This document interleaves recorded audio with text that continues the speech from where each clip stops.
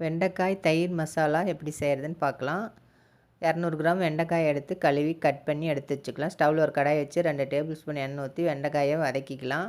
வதக்கிய வெண்டைக்காயை தனியாக ஒரு பிளேட்டில் மாற்றிக்கலாம். அதே கடாயில் அதே எண்ணெயில் 1/2 டீஸ்பூன் கடுகு, 1/2 டீஸ்பூன் ஜீரகம், 5 பூண்டு பல் தட்டி சேர்த்துருக்கேன்.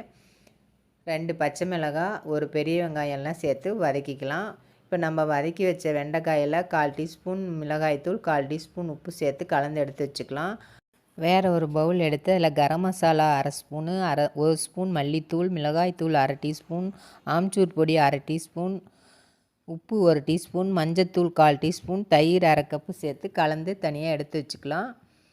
இப்போ நம்ம வதக்கின வெங்காயத்தோட தயிர் கலவையை சேர்த்து நல்லா வதக்கிட்டு அதோட வெண்டைக்காயும் சேர்த்து வதக்கிட்டு மல்லி இலை தூவி, இது சப்பாத்தி, தோசை, சாதம் எல்லாத்துக்கும் ரொம்ப நல்லாயிருக்கும்.